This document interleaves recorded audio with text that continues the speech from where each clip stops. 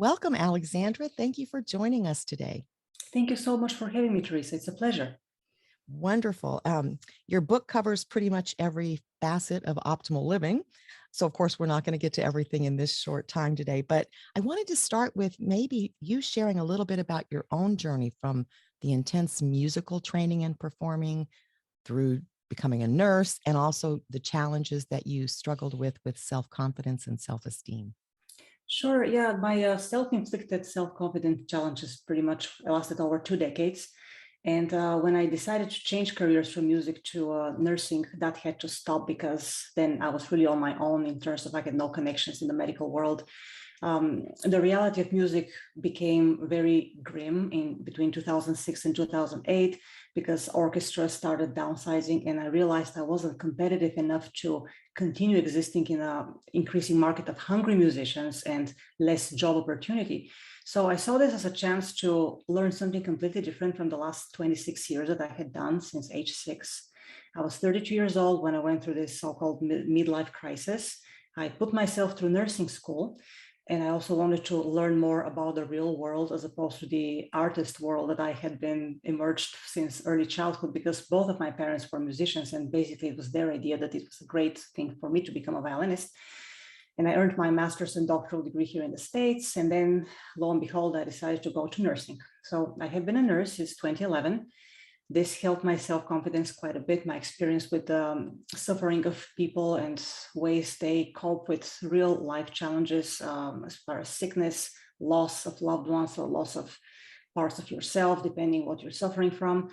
The other thing that happened was when I saw how nurses lived, I realized many of them were quite sick. So I chose to become a strong health advocate by serving as a 100% example of perpetual health myself, so I would have credibility as a healthcare professional.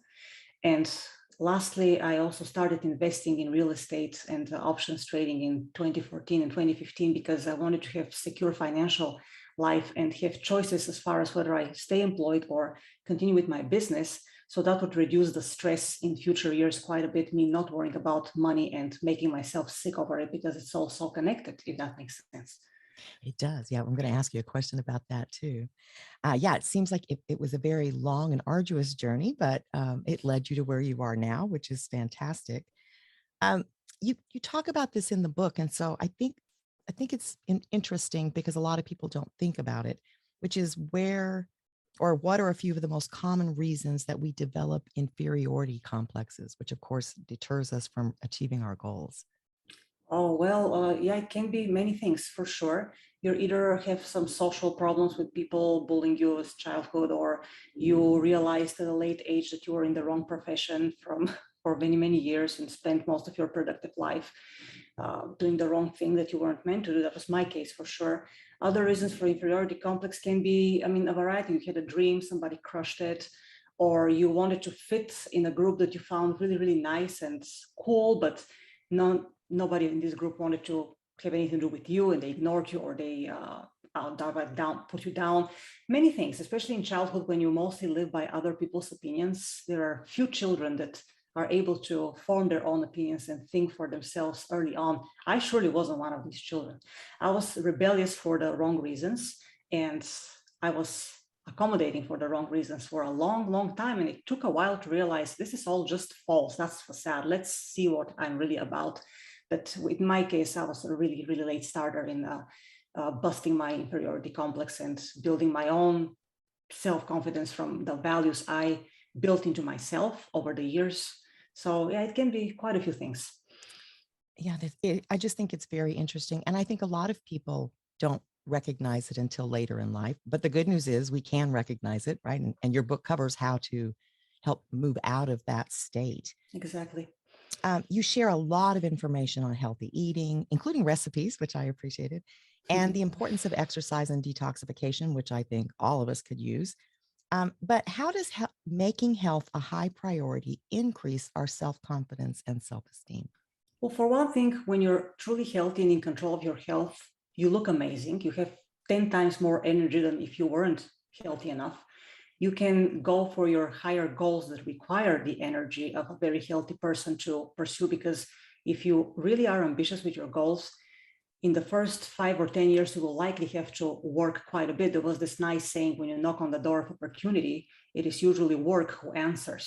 So if you're willing to work the 10, 12 hours a day and often without getting paid for it, you will need the healthy energy to sustain you, besides your mindset that I'm going to absolutely achieve this. It's just they feed on each other.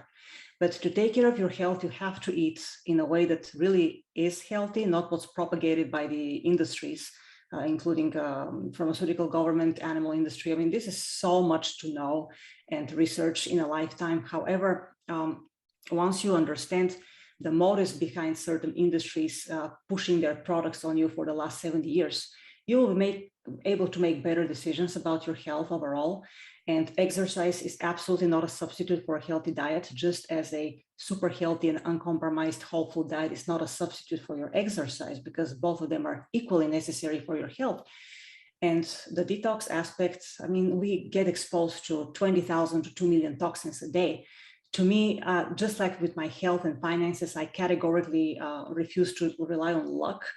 And I clean my body on a daily basis, knowing that even the organic plants that I buy, that I eat every day, even if I trust the farmer, I really don't know exactly what's in the soil, in spite of the fact that their produce tastes so much better than the conventional produce that's full of the pesticides and poisons and the poor soil in minerals, right? So health is not a negotiable factor if you want to thrive in every other aspect of your life. We know, maybe we don't all know, but healthcare business is the most profitable business in the United States right now, and the first cause for personal bankruptcy. So knowing that, it is our 100% responsibility to take excellent care of our health and be an example to others, lead by example, instead of advising others, but then not following our own advice, right? Yeah, absolutely. Yeah, in my coaching training world, in psychology, it's the parallel process. So you do it, and then you're modeling, and then other people begin to do it, and it does work that way. But it's challenging for people, and that kind of brings me to your to my next question, which is, you say we need to eliminate certain words from our vocabulary, like try, and that there's never a perfect time to make change. So can you talk a little bit about that? Because this comes up all the time in my work. Yeah, try is form of an excuse for me. You try, so if you don't succeed, that's okay. Try indicates no full commitment. You're still afraid of failure. You're still not convinced of the value of the thing that you're quote unquote trying. You either do it or you don't do it. That's in a nutshell. What was the next thing that you mentioned? That there's never a perfect time to change. Absolutely. Yeah, that's another excuse that people use, thinking it's an argument. Well, I don't have enough money, I don't have the time, the political system is not right for me, I'm living in the wrong environment. No, that's not an argument, that's an excuse. And many of us, eventually, if we have integrity, should confront our inability to make the difference between an argument and an excuse, because if we don't learn that difference, we will never be able to hold ourselves accountable. Well, that's a good point. And I think too, I don't know for sure if this is true, but what I'm hearing now a lot is that people have been through so much change. It's been change, with everything that's been happening the last couple of years, and they just can't make another change right now. And I find that to be a little bit self-defeating, because, if you're having a health challenge, there's never a better time than right now to change, despite what's happened, right? So that you don't continue to spiral down. But, do you have any suggestions for people who might be struggling with this conviction, that they don't have the fortitude or the resilience to do this? If the changes were imposed on them against their will, I can see how that can defeat some of their pride and impetus to continue fighting. But if in spite of the change, did you allow these changes to happen to you? Could you have avoided them? Just sit with yourself and realize that some of the changes that were imposed on you could have probably gone around. We saw lots of people resisting certain changes because they were not in accordance with their ethical principles.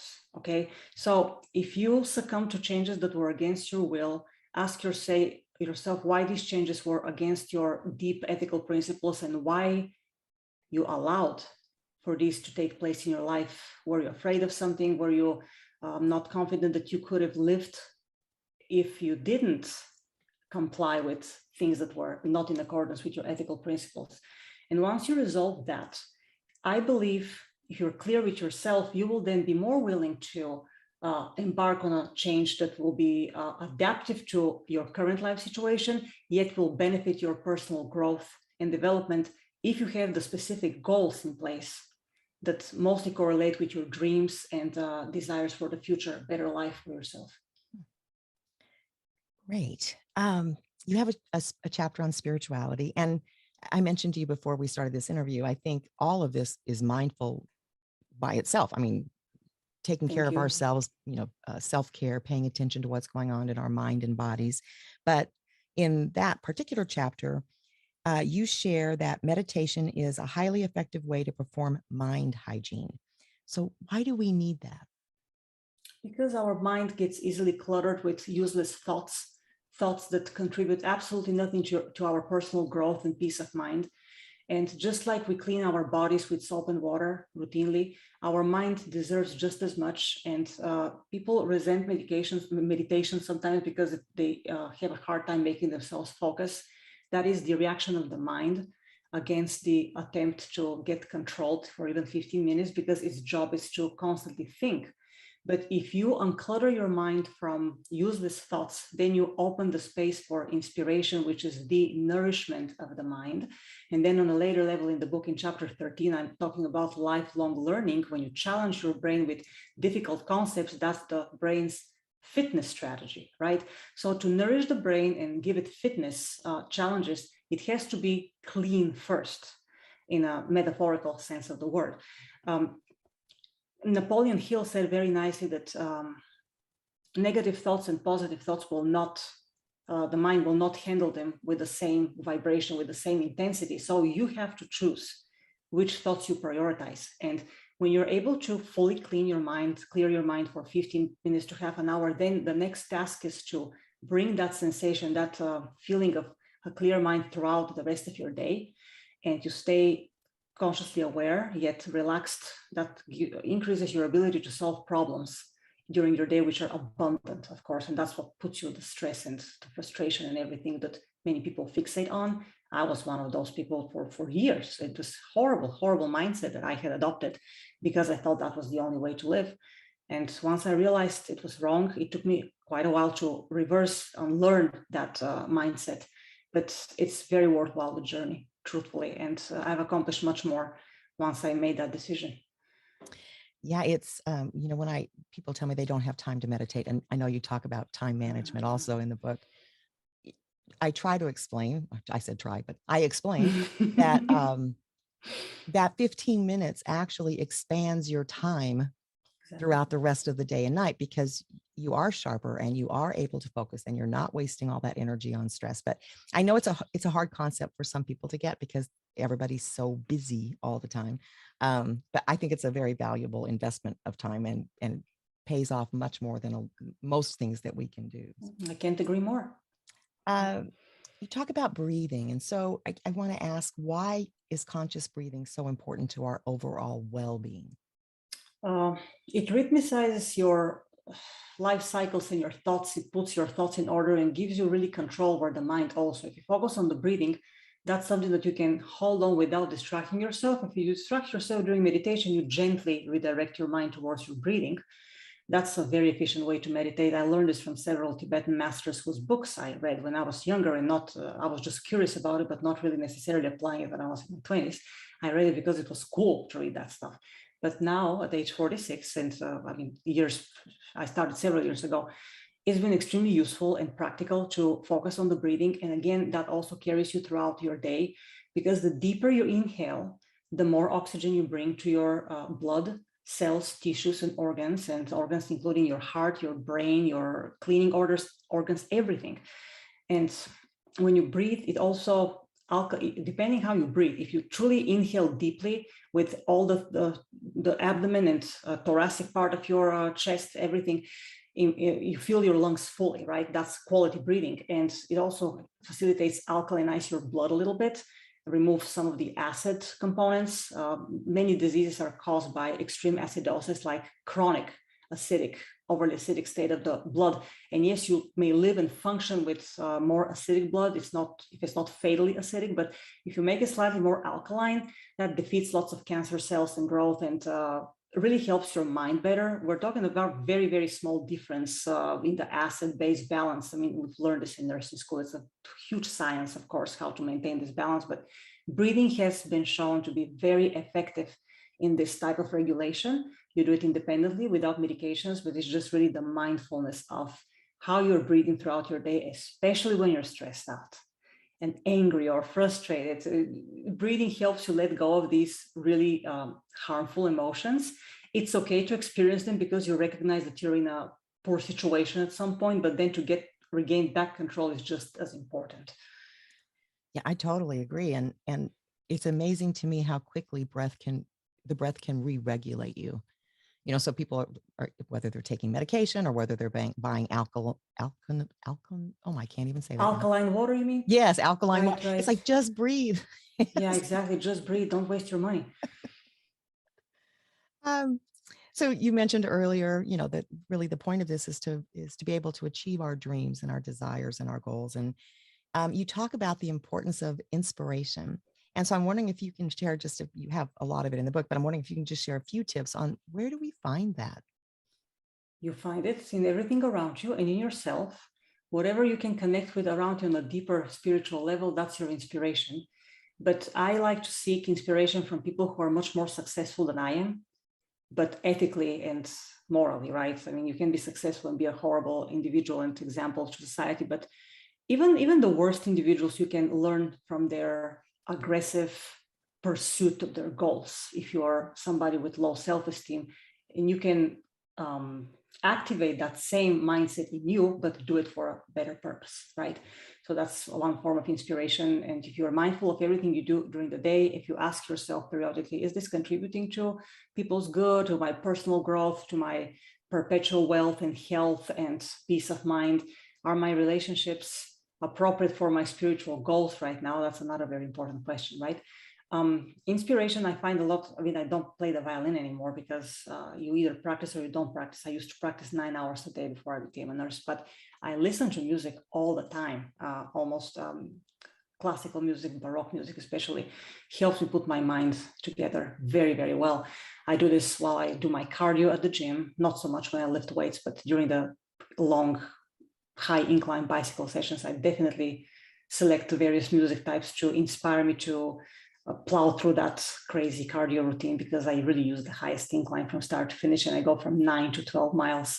You know, that's a lot of endurance. So it's great with music, depending on the day. I listen to different types of music. Could be romantic music, could be jazz sometimes, or Baroque, or you name it. If anything that resonates with your current state of mind in a positive way, that's huge inspiration. Yeah, I It prompts you to dream. yeah, you know, and I was going to say, I used to listen to music all of the time.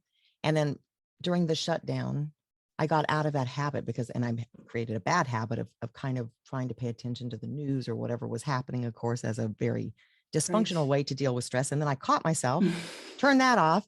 But I just noticed recently, like, I'm not playing music during the day, and it instantly changes your emotional response to whatever you're doing, I think. I Yes. mean, it's almost instantaneous. As soon as the music starts, you can feel it. So I think that that's a great tip. You provide step-by-step instructions on managing our finances and uh, improving our financial health. But I'm curious if you can explain to our listeners, how do our finances impact our self-esteem or our well-being? Well, they give us more choices. When we're financially literate, we can make our own financial decisions instead of somebody else making the decisions for us, like the government or some asset management corporations to which we will pay commission on a quarterly basis without a guarantee that our portfolio will gain value, right? You pay the commission regardless. I have been trading options for a long time now, and I have 3 real estate rental businesses, which I proudly manage myself. And it's been really a great learning curve and experience. I'm a huge advocate of financial independence, but that means that you need to learn about the asset classes and choose what asset class fits your financial plans and goals best. Like, you want to ask yourself the question, okay, what do I want my net worth to be by the time I'm 65 or 60 or 55? Age is just a number. I'm just giving an example. But more important than net worth is what type of cash flow you want to produce, so you're comfortable and not depending on an employer who can fire you at any point if their business goes downhill or for whatever reason, if you hurt their feelings, right? You need to have financial choices.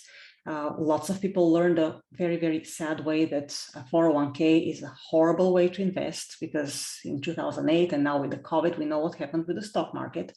And if you're 60 something years old and your retirement goes to pieces because of the stock market, that's a very unfortunate financial strategy that you had, that it was promoted to you by your employer or Wall Street, and you realize that you were really cheated big time, yet they won't compensate you for your loss. And then all this stress comes out and your health deteriorates mentally and physically. And honestly, one bad health event can wipe out a lot of your money. So this is why you need to learn. I think it's a great idea to learn how to make multiple streams of income that are not related to your job.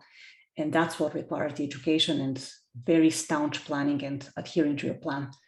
That's another spiritual aspect of your well-being, because if you're able to be financially disciplined, that's a big deal nowadays, right? Yeah, It absolutely. builds character and helps you sort out the priorities in a very different way for Yeah, and most it, people. you know, I think one of the top three stressors in life is money. Everybody stresses Mhm. about money to some degree, I think. But Absolutely. I know I personally was never taught anything. I was never taught as a child. I was never taught as a teenager. I had no concept of what debt Same meant, what, here. right? Same here. And Absolutely. I learned the hard way. But I think if people recognize, I think a lot of people think it's something that they shy away from because it causes stress, and really understanding it and learning how the system works relieves the stress. And of course, Right. that is going to automatically lead to better health. But I do think it's important. And you really go into a lot of depth in it. I thought that was very impressive, of really just how you gain total control over your financial It future. increases the stress at first when you realize that you're financially illiterate, but as Yeah. you gain the knowledge, it gradually builds back your confidence and faith that you can actually do it and not rely on so much on others to tell you what to do or what not to do. Yeah, yeah. Well, the thing is, we weren't born knowing how to cook. Someone taught us, Mm-mm. so it was intimidating at first, but it's just because it's money, I think, is what people pull back from, again, because of the stress related relation to it.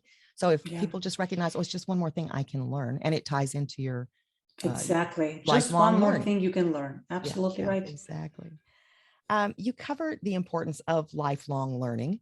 Yeah. We've talked about it, it's come up a couple of times, but how does that enhance our lives? Well, it keeps your brain extremely vigilant and alive. You don't get old if you constantly learn something new, especially if you find it challenging and hard to grasp. That's exactly when you have to go for it.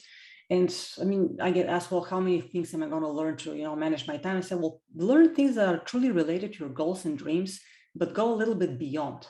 Challenge yourself a little more, because anything has an immense amount of learning opportunity. But if you touch on a different topic here and there every once in a while, you will see that you can connect the dots between the different aspects of the things you didn't know before and the ones that you know.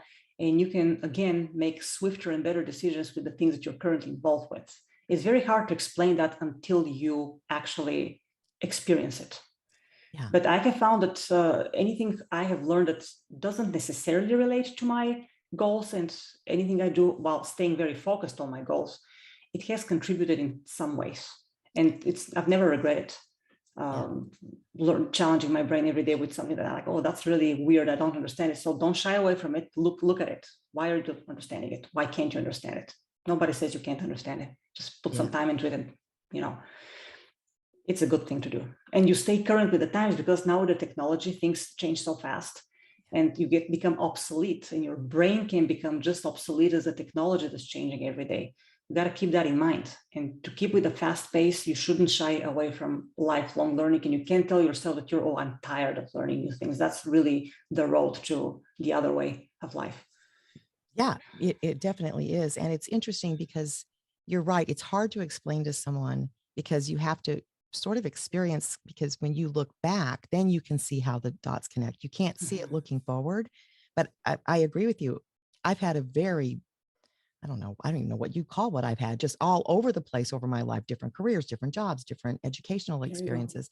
And a lot of the times I was like, I don't know what I'm going to do with this, or when am I ever going to use this? But I do. It does Right. kind of merge back together again It and make does. It does. really does. Wow. It's empowering, and it's definitely self-confidence building, because you're like, oh, I do know this because of that weird experience I had 5 years ago. So The it brain does. is a strange amalgamation. That's for sure. Yeah. Yeah. Oh gosh, time is flying by. Let's close with this.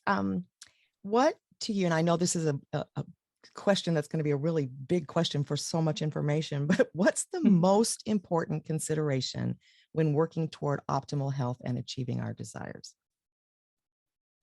Just keep yourself accountable. Create clear, realistic goals, and have a crazy goal that you don't think you can achieve right now, but you'll be surprised that when you achieve it and you set more goals. But as far as health, you really can't compromise. You don't have the time to compromise.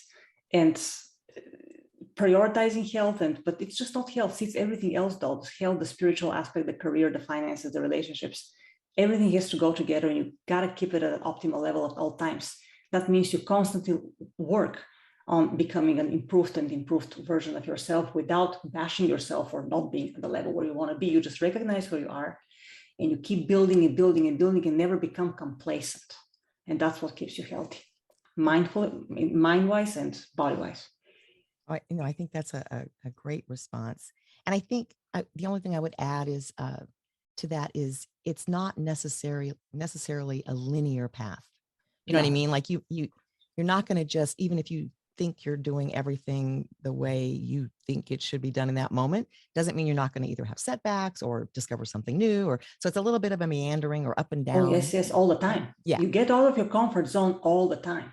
You must, exactly. Kim Kiyosaki says, you must get comfortable with getting uncomfortable. Yeah, You must get comfortable with getting uncomfortable if you want to grow personally. Very inconvenient statement. yeah.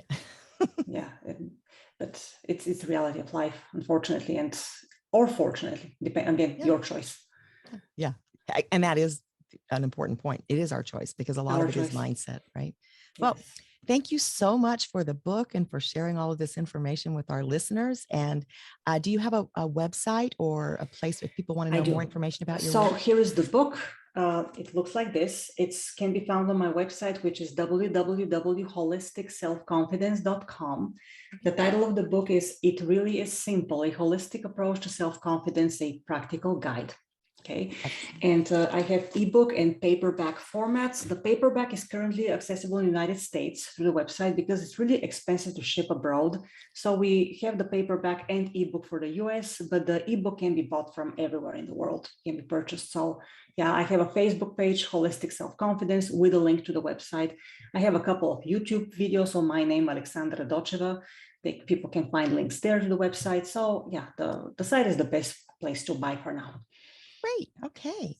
Well, thank you so much. You're most welcome. Thank you so much for having me. It was such an honor. It was a pleasure.